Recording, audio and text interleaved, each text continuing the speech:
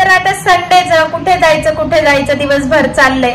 तर आता फायनली आम्ही एक लोकेशन डिसाइड केलंय आणि आता 4 वाजलेत, तर आता आम्ही निघतोय बाहेर।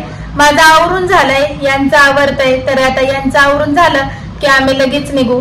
आणि तुम्ही बघत राहा आम्ही कुठे कुठे जातोय, काय काय करतोय, तर ब्लॉग पूर्ण बघा, स्टे ट्यून।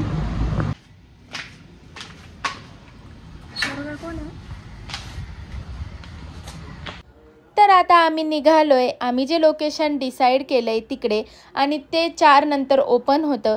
तर आता तुम्ही बघू शकता आम्ही कुठे गेलोय, आणि तुम्हाला आता कळलंच असेल तर आम्ही गेलो होतो श्री स्वामीनारायण मंदिरमध्ये, जे की आहे नऱ्हेला, आणि तिथे आपल्याला गाडी पार्किंगची पण फॅसिलिटी आहे। तर आम्ही आमची गाडी पार्क केली आणि निघालो मंदिराच्या दिशेने। तर इथे मुलांना खेळायसाठी पण आहे, ते काय काय आहे मी पुढे सांगतेच। तर मंदिरामध्ये आपल्याला मोबाईल अलाउड नाही आहे, आणि त्यानंतर खाली एक मंदिर आहे, तिथं मस्तपैकी शिवपार्वती आहेत, महादेवांचं शिवलिंग आहे, त्यानंतर लक्ष्मीनारायण वगैरे आहेत, विठ्ठल रुक्माई देव पण आहेत, संत तुकाराम, ज्ञानेश्वर, सगळ्यांच्या छोट्या छोट्या मूर्ती आहेत।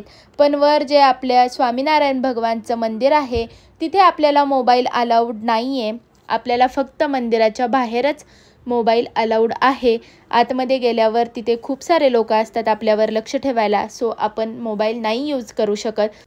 मग आम्ही निघालो बाजूच्या साईडला, म्हणजे मंदिराच्या राईट साईडला, तिथे थोडेफार आम्ही व्हिडिओ काढले, फोटो काढले, आणि तशी शनिवार रविवार असल्यामुळे गर्दी भरपूर होती।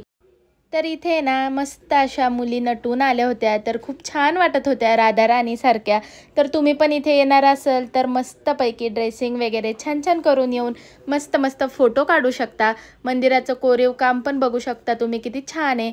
आणि इथे भगवानांचे पावलं आहेत मस्त, तिथे पैसे टाकले होते। आणि तिथे ना आम्ही परत एकदा गेलो, कारण आम्ही फोटो काढायचं विसरलो होतो।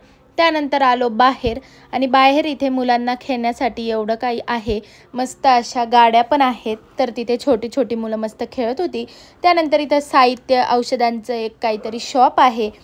मग बाहेर आलो की हे आहे एक हॉटेल, तिथे आम्ही घेतली खस्ता कचोरी, जी की होती 50 रुपयाला आणि काहीच वर्थिट नव्हती। सो आता आम्ही शिकलोय की आधी बघायचं आणि घ्यायचं, सो टाईम पण नाही वेस्ट करायचा आणि मनी पण नाही। आणि त्यानंतर आम्ही आलो घरी, तर पुढचा व्हिडिओ नक्की बघा। आजचा ब्लॉग तुम्हाला कसा वाटला ते नक्की कमेंटमध्ये सांगा, आणि तुम्ही स्वामीनारायण मंदिरामध्ये गेले होते का तेही कमेंटमध्ये सांगा। आणि लाईक शेअर करा आणि सबस्क्राइब करा। चला भेटूया उद्याच्या ब्लॉगमध्ये।